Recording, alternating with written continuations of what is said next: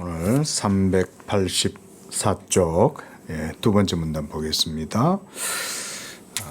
뭐 어떻게 보면 이제 계속 삼위일체 안에서 그 존재에 대한 그런 위격간의 상호 내재성, 또 그 가운데 아버지 되심, 또 아들 되심, 또 성령 되심, 이렇게 그 의미를 지금 설명하고 있는 거죠. 그래서 조금 이제 정리를 해보면 하나님의 한 본질, 우시아, 에센티아에서 또한 그 한 분 하나님 안에 삼위격이 위격의 실체성을 갖고 계신다. 그래서 그 위격의 실체성이란 다름 아닌 한 본질이다. 특히 이제 우리가 이걸 보면서 알게 된 건 바빙크는 정확하게 어거스틴 전통에 서 있다는 거죠. 그렇죠? 어거스틴이 삼위일체론의 라틴, 그러니까 서방 신학에서 라틴 신학에서 삼위일체론을 이제 정립을 한 그런 평가를 받는 신학자죠. 그러니까 한 본질에 성부, 성자, 성령, 삼위가 계시는데 동방교부들은 이 실체의, 그러니까 위격의 실체성에 더 많은 히포스타시스, 또 페르소나, 거기에 이제 좀 많은 역점을 두었지만 어거스틴 같은 경우는 한 분 하나님, 우누스, 그 한 분 하나님 안에 있는 그 안에서의 성부, 성자, 성령의 그런 각 위격 간의 내재성, 내재적 관계, 이런 것들을 주로 많이 봤다. 그게 우리가 지난주까지 봤던, 또 그 위에 문단에도 그런 내용이 있죠, 그렇죠? 자, 그건 지난주에 봤으니까. 그래서 이제 225번 384쪽부터는 이제 성부 하나님의 성부 되심, 이 말이에요. 자, 성부가 되시니까 아들은 아니시다가 되겠죠. 성령도 아니신 거고요. 그러니까 위격간의 이 위격의 실체성을 지금 이런 식으로 신학적으로 이런 식으로 이제 서술을 하는 겁니다. 그러니까 자, 위격의 실체성, 세 분이 아니죠, 그렇죠? 삼위죠. 삼위가 되시고 세 분이 아닙니다. 그런데 이 각 위격이 실체적으로 성부, 성자, 성령이 계실 때 이 삼위는 또 한 본질이다, 이 말이죠, 그렇죠? 그래서 두 번째 줄 보면, 자, 이제는 바빙크가 이 삼일체론이 일반적으로 이제 앞서 개괄했기 때문에 이제부터는 각 위격을 이제 논의하겠다는 거예요. 그래서 첫 번째 위격으로 성부. 그래서 성부의 위격의 속성은 이제 이 성부됨. 그래서 태어나지 않음, 이렇게 이제 그 옆에 파테르니타스, 이건 뭐 라틴어고요. 그다음 태어나지 않음은 아게네시아, 이거예요. 그래서 거기 앞에 아라고 붙었을 때 그거는 이제 부정 의미의 접두어입니다. 그래서 아가 붙으면 부정 의미가 되는 거예요. 우리가 제네시스 아시죠? 제네시스, 그렇죠? 창조 이럴 때 남, 출생, 게네라치오, 이렇게도 이제 의미가 이제 사용이 되어지는데 이게 그 말이에요. 그래서 게네시아, 우리가 제네레이터 있잖아요. 제네레이터 생산하다, 제네레이터, 뭐 전기 생산기 이런 거 할 때 제네레이터라는 말 쓰잖아요. 그 말의 어원이에요. 그런데 여기에 아가 붙으면 태어나지 않음, 출생하시지 않음, 뭐 이런 식의 의미가 되는 거죠. 자, 근데 처음에 이 단어는 어디서 나왔냐? 아리우스와의 논쟁에서 이제 이런 용어가 사용되었다는 거예요. 뭐 재차 얘기 드리지만 이제 이런 우리가 삼위일체 사용되는 여러 가지 이제 용어들 있죠. 뭐 실체, 위격, 본질, 존재, 뭐 이런 여러 가지 이런 이제 의미들은 모두가 다 이제 당시의 라틴어나 헬라어 가운데에서 철학자들도 사용했던 플라톤이나 아리스토텔레스나 그 외에 여러 이제 힐랍의 그 고대의 철학자들이 사용했던 그런 단어들, 용어들을 이제 우리가 성경을 교리적으로 설명할 때 그 개념을 용어를 통해서 설명했다 이런 정도는 여러분 이제 이해하시죠, 그죠? 용어가 필요했던 거예요. 그 개념을 설명하기 위해서 그렇게 해서 이제 이런 무슨 실체, 그다음 오늘도 여기 보면 태어나지 아니하심, 출생하지 않으심, 그거는 성부의 위격에 돌려지는 거다. 성부는 낳으시는 분이지 나시는 분이 아니잖아요. 그런 의미에서 아게네시아 이렇게 이제 얘기를 하는 거고요. 그래서 이거 이제 뭐 중요하진 않지만 밑에 보면 플라톤 이야기가 있죠. 플라톤은 이데아를 그래서 원형질로 본 거예요. 원형에 속한 것. 그래서 뭐 우리가 누메나다 이러면 이제 어떤 원형상, 본질 이런 의미거든요. 그러니까 아게네투스 이렇게 사용했다는 거죠. 이런 단어들을. 자, 뭐 크게 중요한 건 아니고. 그래서 거기서 쭉 내려와서 밑에서 한 6번째 줄을 보면 아게네시아가 바로 태어나지 않음. 이 단어가 그래서 하나님의 그런 피조적인 속성들과 대조되는 하나님의 참된 본질을 표현할 때 아게네시아라는 단어를 썼다는 거예요. 그리고 성자는 태어나지 않은 분이 아닌 독생자다. 그래서 성경에서는 모노게네스 그 옆에 헬라어로 붙여놨습니다. 그렇죠? 독생자, 모노라는 말 아시죠? 우리가 모노다 이러면 단일함, 단수 뭐 이런 의미잖아요. 오늘날도 이런 단어를 쓰죠. 그렇죠? 우리가 모노다 이럴 때는. 그래서 모노게네스 이러면 독생자, 이제 홀로 나셨다 이 말이죠. 모노라는 말이. 그래서 정통주의도 그를 태어난 분이라고, 예수님은 나신 분이죠. 아버지는 낳으신이고 예수님은 아들이시니까 성자는 나신 분이시고, 이런 의미로 이제 이 단어를 썼다는 얘기입니다. 자, 385쪽 뭐 크게 중요하진 않아요. 그냥 그런 정도의 개념만 이해하시면 될 것 같아요. 자, 그래서 나타, 게난, 뭐 그걸 보면 뭐 기그레네레, 게네라레라는 이런 동사에서 파생된 겐네토스, 또 되다라는 동사와 함께 거기에서 파생된 게네토스, 피조된 이런 형태로 사용되어졌다. 고산 또 넷째 줄 내려오면 아겐네토스, 이건 이제 태어나지 않음. 요다 아가 붙었죠, 그렇죠? 앞에. 그래서 태어나지 않은 아게네토스, 피조되지 않은 이런 의미로 사용되었다. 중간쯤 와보십시오. 중간쯤 오면 그래서 그들 중 어느 위격도 피조물의 방식으로 산출되지 않았고 그들 중 어느 위격도 존재의 시작을 갖지 않는다.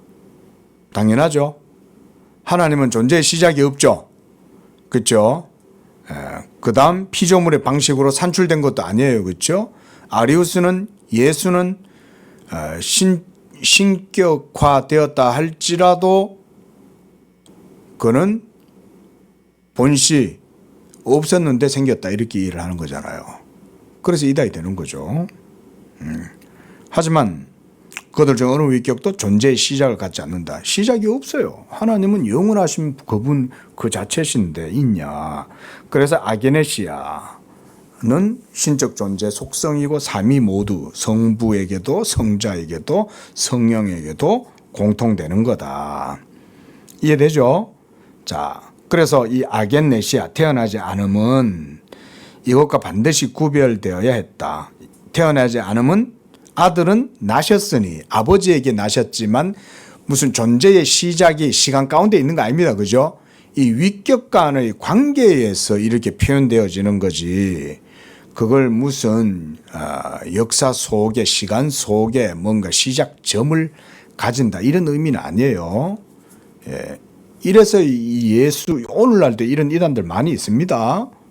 고대에 있었다고 오늘날 없는 거 아닙니다. 여러분 제가 오해하지 않도록 참고적으로 말씀드리는데 오늘날도 예수의 피조성을 얘기하는 사람들 되게 많아요. 한마디로 그 사람들은 말하자면 아리우스파고 맨날 유니테리언들이고 맨날 그런 사람들이죠. 예. 그러니까 양태론자들이나 다니엘신론자들이나 서로 뭔가 다를 것 같잖아요. 그죠?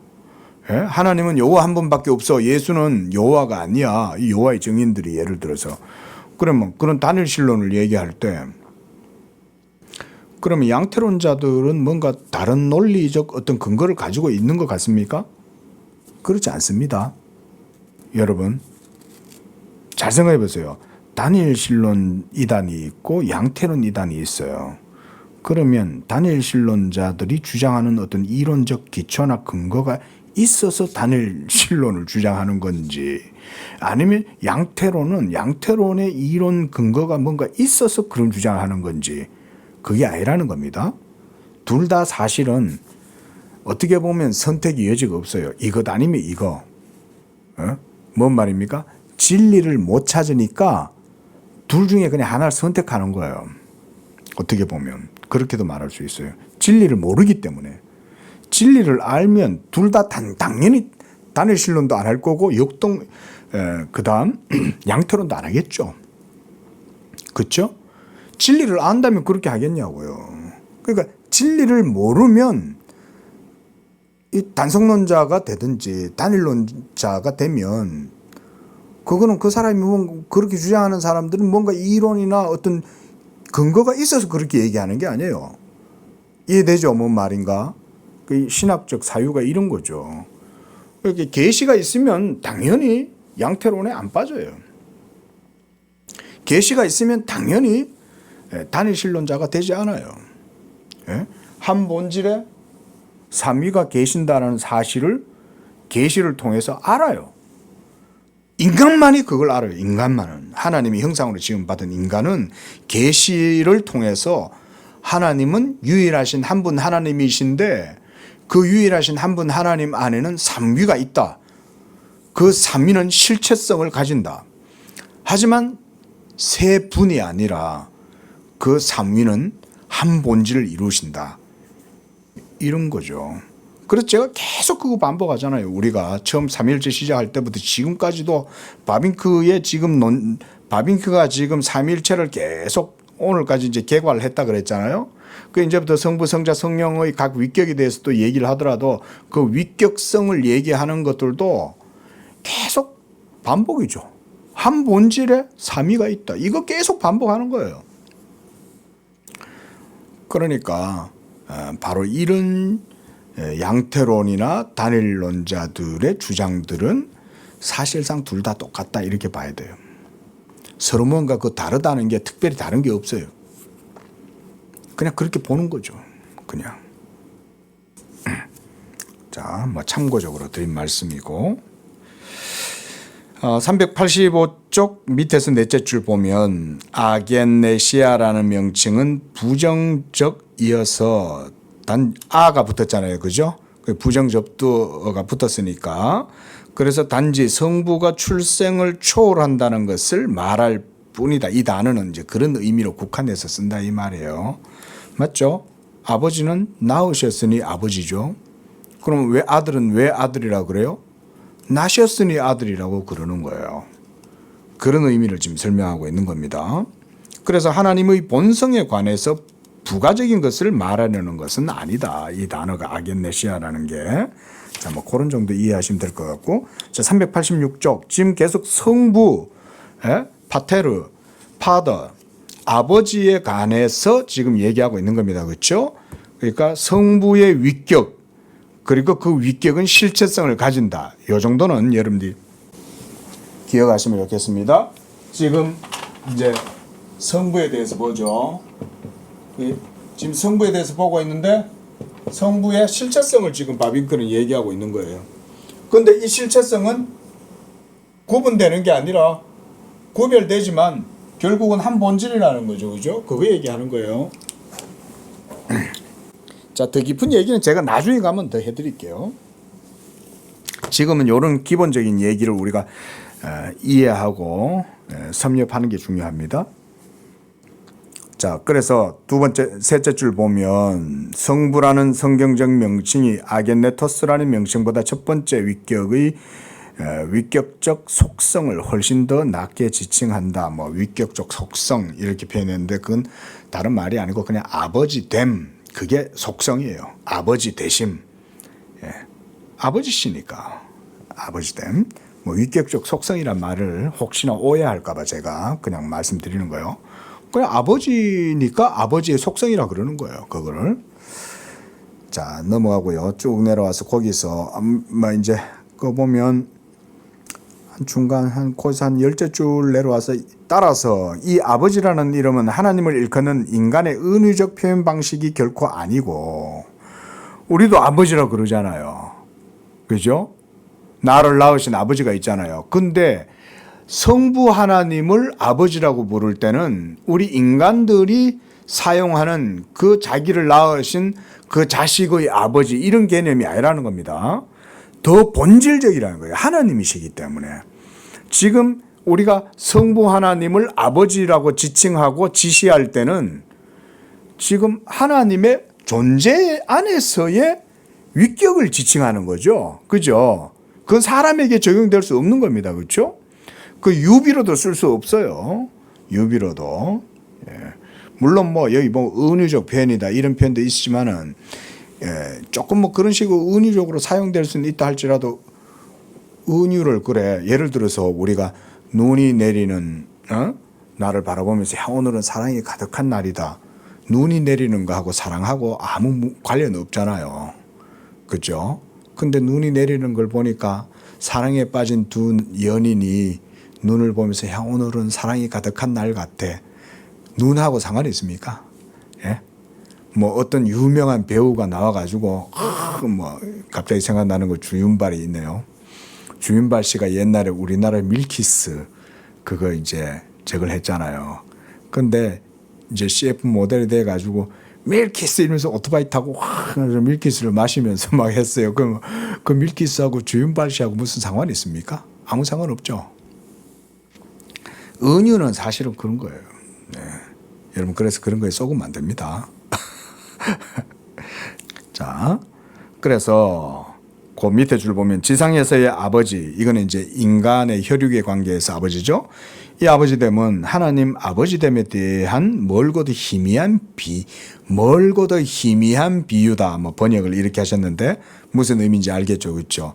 그저 어느 정도 좀 유사성이 있긴 한데 그걸 가지고 하나님의 존재 안에서의 본질적인 그런 위격의 문제를 보여줄 수 있다고 말하면 안 된다. 그런 거죠. 그래서 하나님은 참되고 완전한 의미에서 아버지죠. 왜냐하면 아버지 성부 하나님은 또 그분의 성부 되심은 또 그분의 태어나지 아니하심 아겐네시아는 존재론적으로 그렇죠. 이해되죠? 존재론적으로 그런 거예요. 우리는 존재론적으로 그런 게 아니죠. 우리는 필요된 형상에서 가지는 그런 거지. 자, 막 그 정도. 그래서 한 6째 줄 더 내려와 보세요. 그는 오로지 전적으로 아버지다. 그는 오로지 아버지요 본성상 아버지다. 그는 시작도 끝도 없는 영원한 아버지다. 따라서 출생도 역시 반드시 영원한 것이어야 하며 성자는 성부와 마찬가지로 영원하다. 만일 성자가 영원하지 아니하시면 성부도 역시 영원하실 수가 없다. 맞죠? 이거 맞는 말이죠. 그래서 성부됨의 영원성은 성자됨의 영원성도 함께 수반하는 거예요. 아니 영원하신 하나님에게서 영원하신 아들이 나셨으면 만약 그 아들이 영원하시지 않으면 그 영원하시지 아니하신 아들을 낳으신 그 하나님은 또 그 아버지는 영원하시냐. 그렇죠. 무슨 얘기인지 조금 이해되시죠? 그런 의미입니다. 자, 그래서 하나님을 성부라고 부르는 자는 그 가운데 자동적으로 성자도 부르는 것이다. 그 전부 다 그런 개념을 설명하는 거고. 자, 226번입니다. 387쪽 두 번째 문단. 자, 삼위일체 존재 내에 두 번째 위격의 특별한 속성, 그게 바로 아들되심이죠. 아들됨. 뭐 필리아티오 이렇게 옆에 라틴어로 붙여놨습니다. 그런 성경에서 성부에 대한 자신의 관계를 지칭하는 다양한 이름을 지닌다. 자, 성자의 위격, 우리가 이제 페르소나, 히포스타시스 이러면 성자에 대해서는 주로 성경에서 말을 많이 하죠, 그죠? 예수님 자신이 성자시니까. 근데 이 성자에 대해서 성경에서 지칭하는 그 인격을 지시하는, 자, 성경이 인격을 지시하는 용어들 어떤 것들이 있나요? 먼저 우리가 로고스, 이러면 말씀이죠. 말씀이 있고요. 또 뭐가 있습니까? 거기 보면 아들, 지혜. 그다음 구약에서는 특히, 그렇죠? 얘기 드렸죠 전에. 구약, 특히 잠언 8장 이런 데 보면 그 지혜가 아버지와 함께 있었다. 있죠. 그 신약에서는 로고스라 그러면 구약 시대 때는 하나님의 아들의 위격을 특별히 지혜라고 많이 지칭했습니다. 지혜. 그다음 아들, 독생자, 하나님의 형상, 또 실체, 또 뭐 흔적이라고 해놨는데 뭐 형체 이런 의미로 보시면 좋겠어요. 자, 이게 이제 성자 아들됨의 특성이죠. 이 위격적 특성이에요. 이제 좀 전에는 여기 이제 성부에 대해서 했는데 지금은 이제 성자에 대해서 얘기하는 거죠. 성자의 실체성에 대해서 지금 또 얘기를 하고 있는 거죠. 자, 이 오리겐이 처음으로 영원한 출생이다. 아이오니스 게네시스. 여 이제 제네시스가 얘도 나오네요, 그렇죠? 이게 제네시스예요, 게네시스가. 자, 이 이름들과 위에서 인용했던 몇몇 본문들을 근거하여 오리게네스가 처음으로 영원한 출생, 아들의 영원한 출생에 대해서 얘기했다는 겁니다. 자, 뭐 넘어가고 387쪽 밑에서 넷째 줄. 하나님에게 생산력이 있다는 것은 교부들에게 있어 거듭 반복되는 훌륭한 사상이다. 그는 결코 추상적인 경직된 단일성이 아닌 단자, 고독한 존재가 아니다. 단자, 이것도 뭐 우리가 단일하다, 그런 의미죠. 그다음 뭐 우리 모나드, 모나드 이런 표현도 있잖아요. 철학자들이 쓰는 용어 가운데. 자, 그다음 고독한 존재가 아니고 그는 충만한 생명이다. 누가요? 성자 자체가. 성자 자체가 충만한 생명이면 아버지는요? 그럼 아들이 충만한 생명이면 성부는 어떠세요? 당연히 성부도 충만한 생명이죠. 한 본질이시잖아요. 그렇죠? 하지만 그렇다고 해서 두 충만함이 있는 건 아니죠. 한 분 하나님의 충만함인데 또 그 한 분 하나님의 충만하심 안에는 삼위격이 실체적으로 있더라는 거예요. 그래서 성부 되심도 충만함이요, 성자 되심도 충만함이요, 이렇게 되는 거죠. 이렇게 이해하면 됩니다. 그래서 충만한 아들됨, 말씀 그 자체는 충만한 생명이다. 그 안에 요한복음 1장에 보면 그 안에 생명이 있었으니 이 생명은 사람들의 빛이라. 또 말씀이 육신이 되어 우리 가운데 거하시며 우리가 그의 영광을 보니 아버지의 독생자의 영광이요 은혜와 진리가 충만하더라. 이렇게 충만, 그게 바로 그리스도의 위격의 충만성입니다. 그래서 그의 본성은 생산적인 열매를 맺는 본질로서 확대, 전개, 전달이 가능하다. 예, 참 이 그의 본성, 바로 제2위격 예수 그리스도 말씀의 위격을 얘기하는 거예요. 그래서 생산적이고 열매를 맺는 본질로서 확대, 전개, 전달이 가능하다.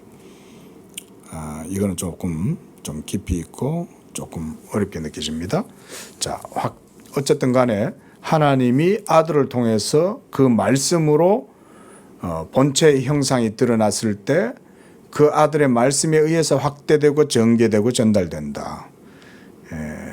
좀 어렵긴 하지만 이제 하나님이 빛이 있으라 말씀했다는 의미에서 전개되는 거죠. 빛이 있으라고 얘기하니까 그게 뭔가 생겨난 거죠. 무에서. 빅뱅 아닙니다. 절대. 진화는 더더욱 당연히 아닌 거고요. 모든 세계는 다 빛으로 이루어져 있어요.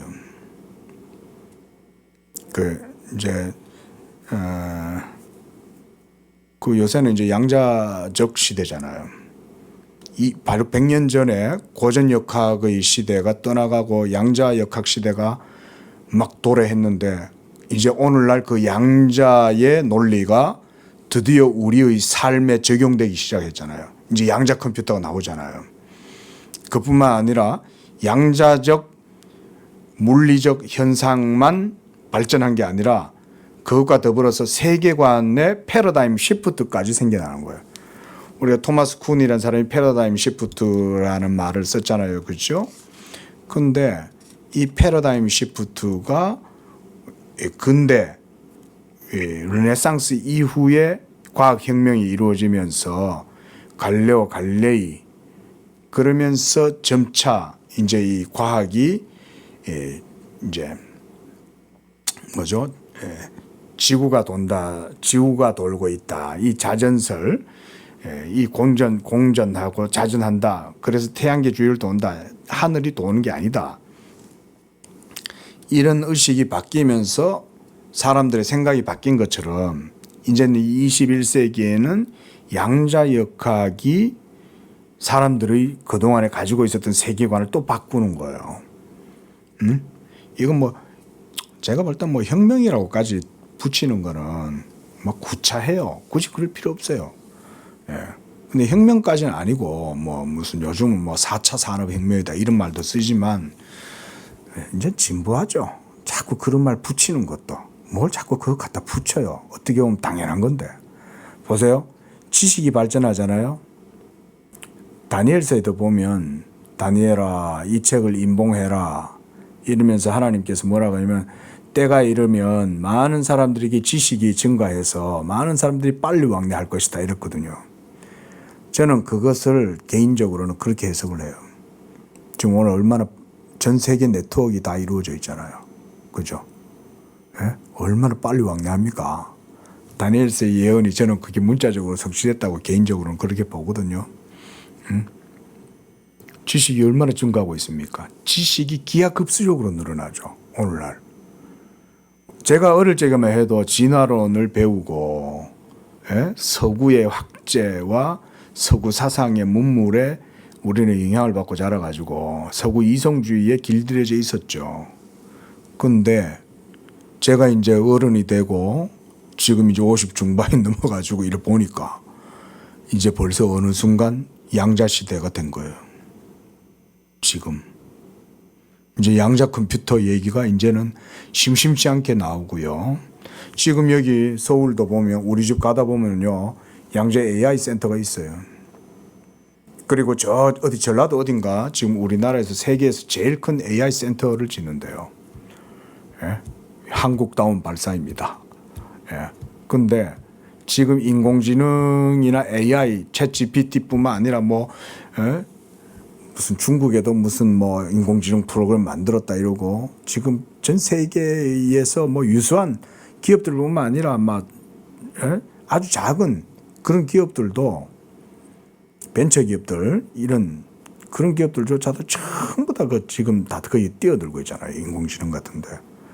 그러다 보면 이제 도태되고 사라지는 것들은 사라지겠지만 거기서 우량하고 적응성과 효율성이 높은 기업들은 살아나겠죠. 그럼 또 그 체제가 또 우리 현실에 또 다 또 정착이 될 거 아닙니까? 그럼 그게 또 구조를 이루겠죠. 인프라가 되겠죠. 그러면 사람들이 엄청난 지식이 늘어나는 거예요. 그 양자에 대해서 몰랐을 때는 그냥 아인슈타인만 맞는 줄 알았지. 아인슈타인만 똑똑한 줄 알았지.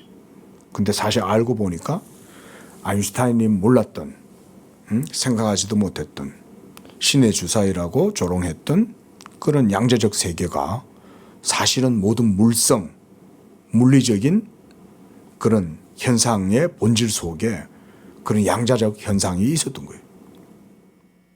이게 이제 점점 적극적으로 해석되고 이해가 되면 그게 또 세계관이 됩니다. 그게 세계관을 열어주는 거예요. 양자적 관점 자체가. 제가 저번에도 한번 그런 얘기 드렸지만 양자는 정보다. 예. 에너지와 정보 이런 거 있잖아요. 근데 보세요. 왜 정보라고 그럴까요? 정보란 말은 지식이 그 속에 있다는 얘기죠. 여러분들의 유전자 DNA 속에 정보가 있어요, 없어요? 우리가 그 말도 우리가 지놈 속에 유전자 정보가 있다라는 말 이거 들은 것도 사실 몇십 년 안 되잖아요. 우리 같은 일반인들은 생물학이나 바이오 이런 거 전공했던 사람들이나 이제 특정 분야에 있는 사람들이나 이제 알고 있었던 지식이었는데 이제는 이게 뭐 일상적이 됐죠. 이제 유전자 정보 해독도 다 이루어졌대잖아요. 그리고 크리스퍼를 만들어 가지고 유전자까지도 이제 잘라내고 그것도 다른 걸 조합시키고 이렇게까지 하는 기술이 실제적으로 지금 이제 이루어지고 있죠. 유전자 가위까지 생겼잖아요. 얼마나 대단합니까? 그 지식이 뭐 어마어마하게 발전하고 있는 거죠. 그런데 지금 양자 시대가 열리면서 AI 시대까지 지금 같이 더불어서 온 거예요. 컴퓨터가 발전하고 지금 우리는 그런 세상을 사실 살고 있어요. 우리가 살아가는 시대. 지금 이 바빙크가 살았던 시대만 해도 그걸 이제 여는 시대였어요. 그게 이제 이론적으로 열렸어요. 코펜하겐 학파들이 있고 이러면서 온갖 이 현대 과학의 어떤 물리적인 어떤 기초과학 이런 면에 있어가지고 이제 기초가 되는 분야에서 막 이렇게 말 그대로 이제 어떻게 그 사람들은 어떻게 보면 프론티어들이죠. 그러면서 그 시대를 열어놓았고 바빙크는 그때 그 모든 세상 서구의 과학계뿐만 아니라 인문, 역사, 과학 이런 모든 분야들을 다 보고 있어요. 그 바빙크도 그래서 과학에 관련된 글도 썼어요. 예?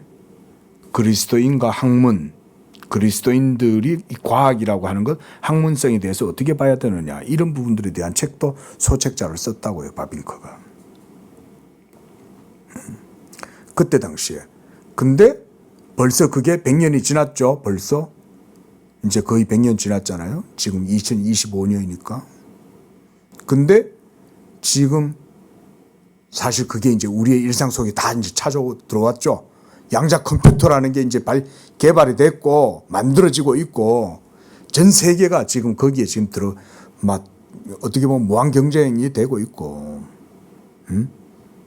그러다 보면 이제 이게 우리의 삶의 실질적인 이제 기술로 이게 원래 과학과 기술이 그래서 다르거든요. 과학이 먼저 있고 그다음 기술이 이제 우리의 삶에 그게 이제 적용이 되는 거죠. 그러니까 지금은 엄청난 그런 시대를 우리가 지금 살아가고 있는 거예요. 과학도 최첨단이면서도 그 과학의 응용, 그 과학의 이론이나 논리를 적용하고 응용해서 실행을 하는 기술력까지 다 이제 이루어져 가고 있는 거죠. 엄청난 세상이 돼 가고 있는 거죠.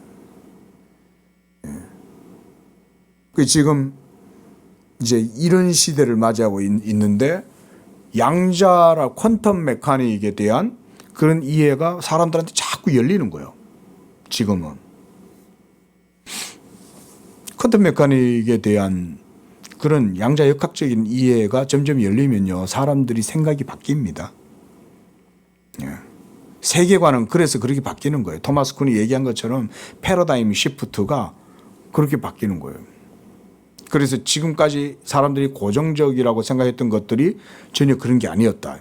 새로운 또 어떤 인사이트가 또 새롭게 열리는 거죠.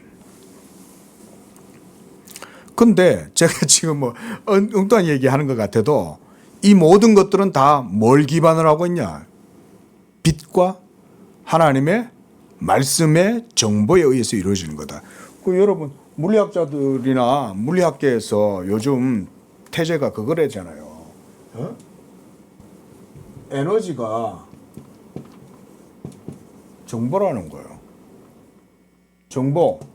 뭐 우리가 데이터라고도 할 수 있고 인포메이션이라고 할 수가 있고 그렇죠. 예? 근데 이런 정보가 그래서 어디서 나오냐? 예? 이 정보의 출처가 어디겠어요? 물리학자들은 이거 말 못해요. 다만 지금 하도 여러 가지 반복해서 보다 보니까 야, 이게 그냥 에너지가 아니다. 그냥 에너지 자체가 그냥 무작위로 막 뜨거운 프라이팬 위에 옥수수가 그냥 팝콘이 되듯이 팍팍팍 터져가지고 막 나타나는 게 아니라는 거예요. 모든 에너지의 작용이 있고 거기에 입자가 있든 파동이 있든 간에 모든 그런 물성들은 결국 정보에 의해서 다 이루어지더라는 거죠. 예? 놀랍죠? 이게 현대과학이 드디어 이제 여기에 문이 열리는 거예요, 이게. 이래 되면 이제 진화론은 여기에 못 와요. 제가 언젠가는 이런 날이 올 줄 알았어. 제가 뭐 대단하다 이런 게 아니라 하나님을 믿기 때문에 우리는 뻔하거든? 진화론이 아니라는 걸 안다고 우리는. 근데 저렇게 진화론에 우기니까. 예? 모두 진화됐다고 막 돼지 뼈다귀 들고 와고까지도 진화라고 우게 되니까 저게 언젠가는 아니라고 밝혀질 거라는 건 알고 있었지. 그리고 당연히 이렇게 될 거라는 것도 알고 있었지. 이게 근데 이게 지금 인제서야 과학자들이 오늘날 현대 과학자들이 양자 시대가 열리니까 생각이 열리는 거야. 그래서 고전역학으로는 그동안 생각하지 못했던 차원이 양자 차원에서는 새로운 인식의 패러다임이 생겨나는 거예요. 그 이 정보가 뭐겠냐고요? 뭐겠어요? 에너지, 빛, 우리가 전부 다 물질의 최소 기본 단위 전부 다 이거 중성자, 양성자 전부 다 빛이잖아요. 광자, 다 빛이잖아요. 결국 이 모든 우리가 그냥 이렇게 딱딱하고 사물, 딱딱한 물질 이런 게 전부 다 그 속에 들어가면 전부 다 빛에 의해서 이루어지는 거죠. 그 세계가 열린 거예요. 지금 이제. 근데 이 빛이 결국은 정보를 구성하고 있는 거 아니에요? 빛이. 이 물리학자들이 이 얘기를 하면서 이 얘기를 하는 이유는 뭐냐? 그 모든 것들 속에 결국 이런 게 있더라는 거죠. 부정할 수 없어요. 억지로 안 믿으려면 안 믿을 수 있지. 나 안 믿어. 그래도 안 믿어. 이런 뭐 어쩔 수 없지. 자, 이게 바로 하나님의 말씀에 의해서 예수 그리스도의 말씀이 드러남으로써 이런 일들이 생겨났다. 제가 지금 얘기해요. 그게 확대 전개 전달.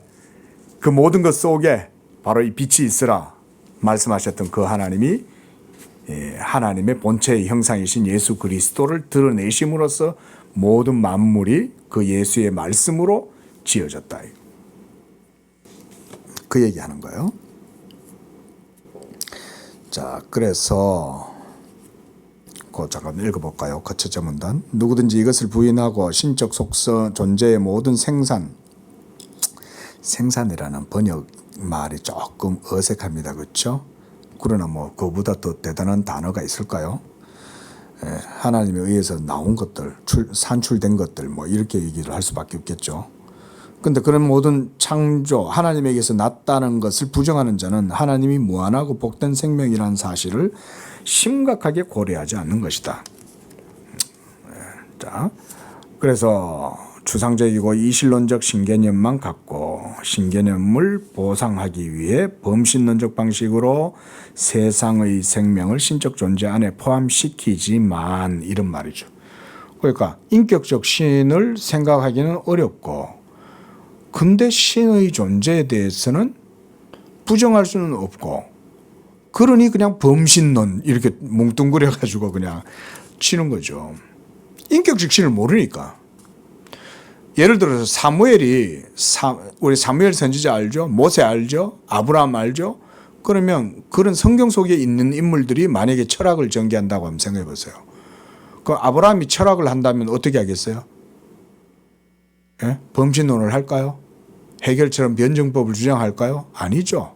야훼 이렇게 하죠 그냥. 예? 왜? 그 야훼는 어떤 하나님? 자기에게 말씀하시고 오셔서 자기와 언약을 맺으신 하나님. 그게 야훼시죠. 우리는 어때요? 오늘날 우리도 예수 그리스도 이러면 야훼죠. 예수님이 여호와예요. 근데 아브라함 때 나타나셨던 여호와와 우리가 믿고 우리에게 자기를 알려주시는 그 여호와는 동일한 하나님임에도 불구하고 아브라함 때는 아직 성육신 하시지 않았잖아요. 그 말씀이 세계 역사 속에 아직 들어오시지 않았잖아요. 근데 우리가 믿는 여호와이신 성자 예수 그리스도는 이제 세계 역사 속에 들어오셨죠. 2000년 전에. 그래서 우리와 같은 사람이 되셨죠. 말씀이 육신이 되셨죠. 그리고 우리 가운데 거하시죠. 임마누엘 되셨죠. 그리고 그의 임마누엘은 이제 아브라함 때와 달리 성령을 주심으로써 우리와 함께 하시죠. 그러면 우리는 어떻게 철학을 하겠냐고요. 응? 근데 이렇게 예수 그리스도의 영을 받지 못한 사람들은 그럼 뭐 또 어떻게 철학을 하겠어요? 신의 존재를 부정할 수는 없어요. 예? 그러니까 범신론을 하는 거예요. 그러니까 이신론을 하는 거예요. 예? 그것도 마음에 안 들면 진화론을 하는 거예요. 진화론을. 예? 변증법 같은 거 얘기하면서 세계 절대 정신의 자기 구현이다. 그러면서 모든 세계는 그러면서 유물론적 역사관도 그런 진화론과 변증법 속에서 나온 거 아닙니까? 그게 공산주의거든요. 그러니까 우리가 이런 거대 담론으로만 봐도 인류 역사가 사람들이 사상가들이 신의 관념에서 떠날 수가 없어요. 맞죠? 진화론조차도 그래 따지면은 가상적인 신론이에요. 인격적 신을 부정하려니 그런 걸 대체하는 거지. 하지만 우리는 그렇지 않죠. 예수 그리스도를 믿는다는 건 하나님과 우리 사이에 언약의 관계가 있고 그 언약의 관계 속에 우리는 하나님을 이렇게 알고 있죠. 그렇죠? 이게 하나님이 우리에게 자신을 알려준 그대로 우리가 이인식하고 배우는 거죠.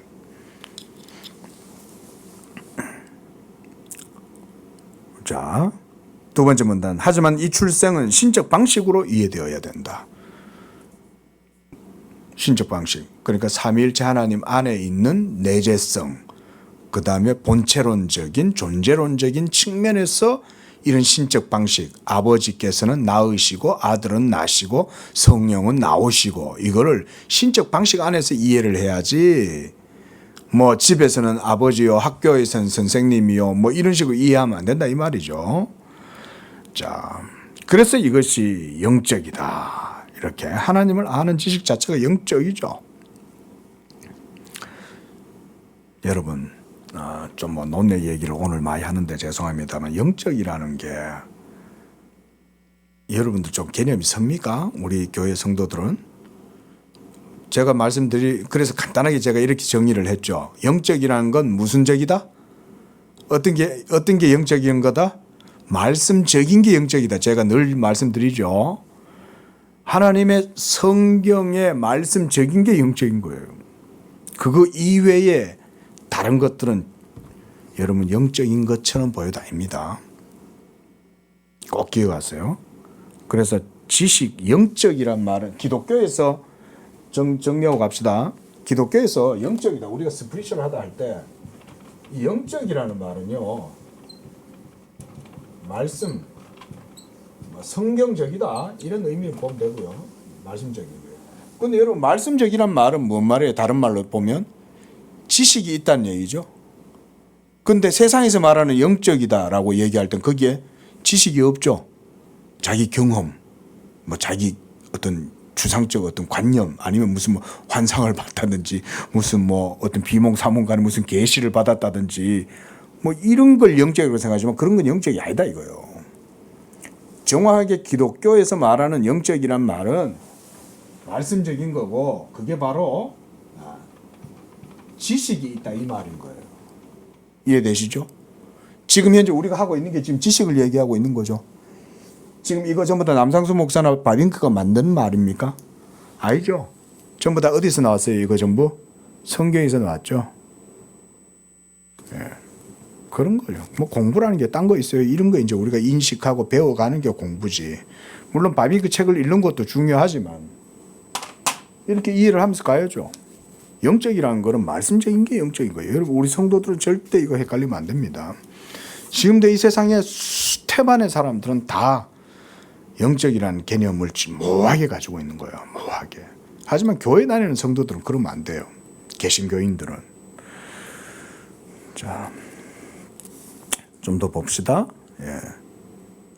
자, 고산 다섯째 줄 내려와서 이 출생, 그 아들의 나심이죠. 게네라치오. 이 나심은 유출과 분할이 없이 일어난다. 유출이라는 말은 무의식적이고 어떤 수동적 어떤 현상이죠. 유출은. 수돗물 틀어놓고는 잊어버렸죠. 그래가지고는 수돗물이 그 세면대에서 막 흘러 넘쳐요. 그건 자의적인 게 아니죠. 그죠? 피동적이고, 그냥 수동적으로 그냥 우연적이고 충동적으로 그냥 발생하는 건데 그런 출생이 아니라는 겁니다. 이어서 이제 유출이라는 의미는 그렇게 보시면 돼요. 그 다음 분할 없이란 말은 당연히 성부 하나님과 존재론적으로 분할되지 않는다는 말이죠. 이것은 신적 존재의 구별, 디스팅티오 이렇게 놨습니다. 그 다음 구분, 디스트리뷰티오를 초래하나 그 다음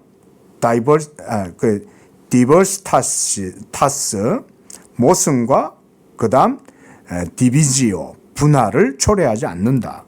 그러니까 성부 하나님과 성자 하나님 사이의 존재론적 관계 속에 그런 신적 존재의 구분이 일어나나 모순이나 나뉘어짐, 세퍼레이트라고도 볼 수 있겠죠. 그죠? 분할되지 않는다는 거예요. 자, 거기서 또 넷째 줄 내려옵시다. 그러므로 하나님의 출생의, 이건 아들이죠. 출생은 아들입니다. 그렇죠? 그래서 하나님의 출생의 가장 현저한 유비는 사고와 언설. 뭐 사고한다는 말을 왜 thinking이란 말이고요. 언설이라는 말은 말 그대로 우리가 디스코스, 뭐 말하는 거예요. 스피치 이런 거죠. 그걸 유비라고 그랬어요. 유비다. 그렇게 해서 비유적으로 설명할 수 있다 이런 말이죠. 그리고 성경 자체가 성자를 말씀이라고 했죠. 말씀이란 말 자체가 말씀, 우리 한자로 하면 말씀언이잖아요. 예? 그리고 성경 자체가 성자를 말씀이라고 일컬을 때 인간의 정신이 자신을 말로 객관화하듯 하나님도 로고스로 자신의 존재 전체를 알리신다. 이게 이제 유비라는 거예요. 이런 식으로. 그래서 제일 밑에서 셋째 줄 하나님이 말씀한다면 그는 유일한 로고스 안에서 자신의 존재 전체를 표현하며, 그러니까 성자의 말씀 안에서 성부 하나님과 성령 하나님은 삼위를 말씀의 위격 안에서 전체가 다 표현된다 이 말이죠. 그리고 자기 속에 있는 생명을 로고스에게 준다. 자, 그 다음 389쪽입니다. 둘째, 그러므로 출생, 나심은 니케아 회의에서 확정된 것처럼 성부가 성부의 본질로부터 하나님에게서 나온 하나님, 빛에서 나온 빛, 참 하나님에게서 나온 참 하나님, 피조되지 않고 태어난 분, 그 다음 성부와 동일 본질인 성자를 낳는다는 사실, 이걸 니케아 회의에서, 니케아 공예 신조에서 이제 이거를 이렇게 밝힌 거예요. 이때 아리우스파를 정죄하면서 이렇게 정리를 한 거예요. 정죄하면서. 자, 좀 넘어가고 거기서 한 여섯째 줄 내려오면 그러므로 그는 성부의 뜻에 의해 무로부터 그리고 시간 가운데 태어난 게 아니라 오히려 그는 성부의 본질로부터 영원 가운데서 출생하셨다. 그게 예수님이라는 거예요. 그러므로 출생이란 성부의 참된 사역 활동이 아니지만 성부에게 낳는 본성을 성부에게 돌린다. 성부는 그러니까 낳으시는 거죠. 성자는 낳으시는 것이고. 자, 그래서 그 둘째 줄 밑에 내려와서 출생이란 창조처럼 선행되는 작정된 의지의 행위가 아니라 성부에게 본성적으로 고유한 것이었어. 성부의 뜻은 동반적 의지로서 출생 가운데 완벽한 기쁨을 지닌다. 출생은 그의 참된 본성들과 독특한 본질들에 대한 계시이며 따라서 그의 지식, 의지와 능력 그리고 그의 모든 미덕들에 대한 계시이기도 하다. 예, 자꾸 설명이 더 붙으면 길어지니까. 예. 셋째, 기독교에는 또한 출생을 영원한 것, 영원하다는 말은 시작이 없단 말입니다. 시간이 없다는 말이에요. 이제 이 정도는 우리가 이해하시죠, 그죠? 순간도 아니에요, 영원은. 예, 그런 건 이제 철학자들이 설명을 못하니까 그냥 순간 뭐 이렇게 얘기하지만은 영원이라는 말은 사실상 우리의 모든 문법이나 용어 사이에서 쓰여질 수 있는 게 없어요. 영원이란 개념을 만약에 우리가 뭔가를 말로 쓴다 그러면 그냥 하나님한테만 쓰여질 수 있는 표현이에요. 우리의 그 어떤 개념 속에도 영원이란 거는 실질적으로 할 수 없어요. 예. 제가 사고 실험 뭐 이런 거 얘기하면서 말씀드리잖아요. 여러분, 우리가 영원을 생각하면 우리가 생각하는 그건 영원이 아니라 그랬죠. 그죠? 우리는 영원이라는 생각을 하죠. 이터널 이러면 이터니티 그런 게 뭔가 있나 봐. 그럼 그건 아니다. 그건 영원이 아니다는 거예요. 우리가 생각한다고 그건 영원이 아니다. 뭐 저번에 한번 노자 얘기도 했지만 노자가 바로 그런 얘기를 한 거 아닙니까? 참도를 네가 도라고 얘기하는 그 순간 그건 도가 아니야. 그게 도는 말할 수 없다는 거죠. 철학적 입장에서 보면 그거는 객관적인 표현이에요.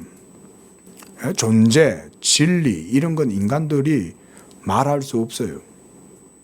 그게 철학적 입장이에요. 그리고 그게 철학적 입장에서는 그건 온당한 표현이에요. 그럼 당연히 영원도 말을 못하죠. 우리가 영원이라는 말을 한다는 건 그냥 우리가 어느 정도 개념상 그렇게 얘기하는 것일 뿐이지 그게 실질적인 영원은 아니잖아요. 영원은 오직 누구만 말할 수 있어요? 하나님 그분 자신만이 영원에 대해서 알아요. 근데 그 영혼이 우리에게 있어서는 마치 어떨 때는 무한하다. 우리가 뭐 인피니티 그러잖아요.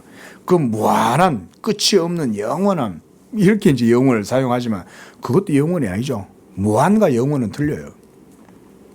끝이 없다는 얘기는 여기서부터 저까지가 끝이 없다는 얘기인 거지. 시작이 있잖아요.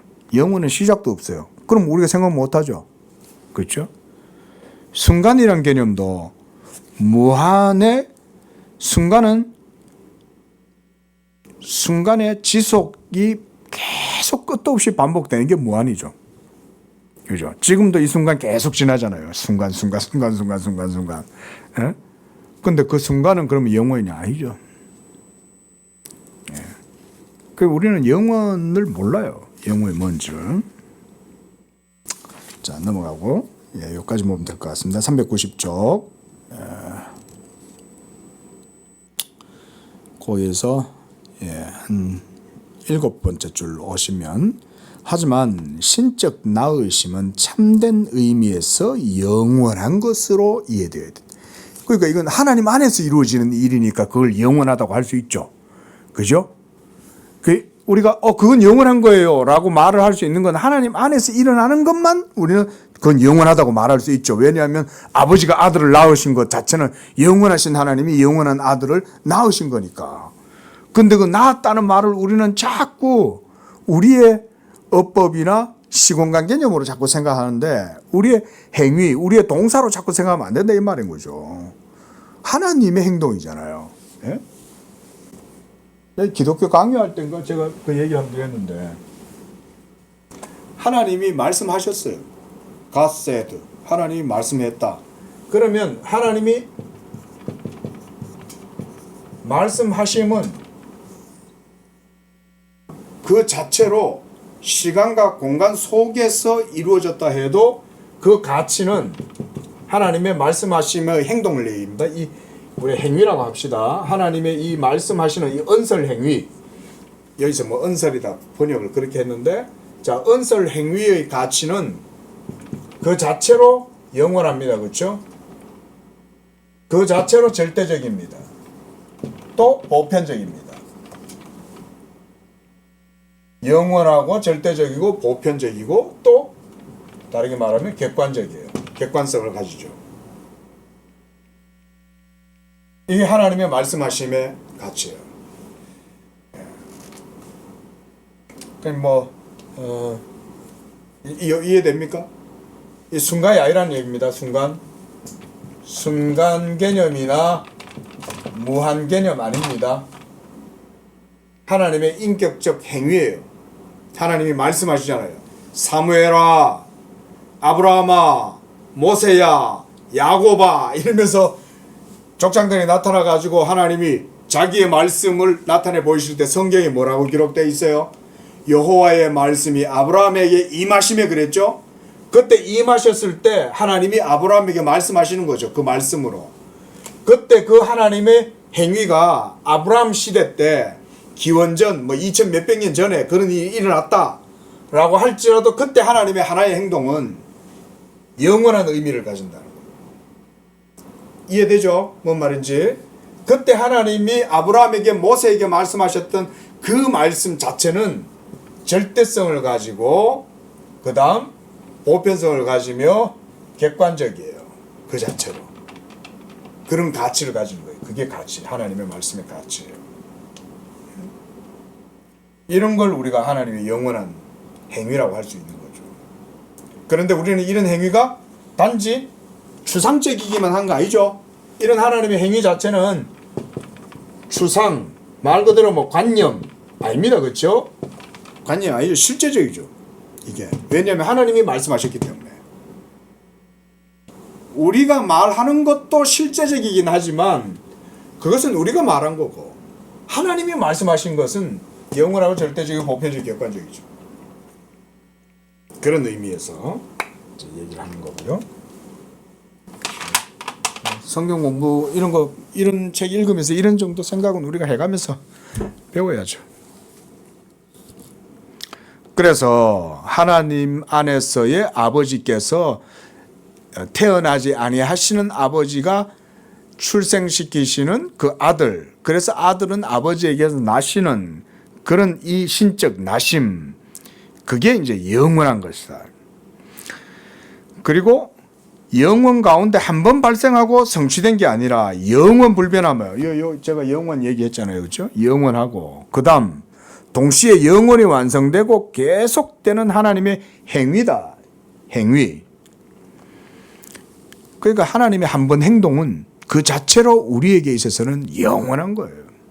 왜냐하면 영원하신 하나님의 행동이잖아요. 그런 의미요. 그래서 제일 밑에 줄만 읽고 마칩시다. 자, 하나님의 나으시면 말씀하는 것이고, 대초에 뭐 빛이 있으라 말씀했잖아요. 하나님이. 그래서 이걸 언설행위로 보는 거예요. 바빙크는. 그 다음 그의 말씀하심은 영원한 태어난 하나님의 자녀다. 이렇게 설명을 했습니다. 자, 다음 주는 이제 요 227번 성령에 대해서 다음 주에 보도록 하고요. 오늘 여기까지만 하도록 하겠습니다. 뭐 어쨌든 제가 이제 바빙크의 논지를 따라서 이제 여러분들에게 이제 설명을 좀 드리는 건데, 자꾸 들으시고 공부를 하다 보면 익숙해지면 개념이 섭니다. 안 듣고 공부 안 하면 개념이 안 서요. 매번 그냥 무지함 속에서 그냥 신앙생활 하는 거예요. 그래서 이런 말씀들을 우리가 배우는 게 중요하고, 뭐 또 이 바빙크 같은 이런 분들이 이렇게 설명해 주니까 우리가 참 이렇게 배우지, 그죠? 좀 감사하죠. 이런 신학자가 있다는 게. 자, 기도하겠습니다. 자비로우신 하나님, 하나님을 알도록 우리에게 은총을 베풀어 주시고, 또한 하나님은 우리에게 자신을 알리시기를 기뻐하셨고, 우리가 하나님을 알므로 인하여 하나님은 기뻐하시고 또한 영광 받으시는 줄로 믿습니다. 우리가 그 하나님을 알므로 인하여 하나님을 더욱 영광스럽게 하고 그 복되신 하나님으로 말미암아 우리가 더욱 하나님의 부요함을 누리게 하시고 또 그로 말미암아 우리의 삶 가운데 하나님 아버지께 영광을 돌리고 그와 같이 하나님의 기쁘신 뜻과 의가 우리의 삶 속에 이루어지도록 더욱더 복을 주시고 은혜 내려 주옵소서. 무엇보다 지혜와 계시의 정신을 우리에게 주셔서 하나님을 더욱 깊이 알아가도록 도와주시고 하나님의 지혜의 말씀 영원한 예수 그리스도 그 아들을 통해서 우리가 이 하나님을 아는 경건의 비밀한 지식을 그 속에서 깊이 깨달아 알 수 있도록 축복하여 주시옵소서. 감사드리며 예수님의 이름으로 기도합니다. 아멘.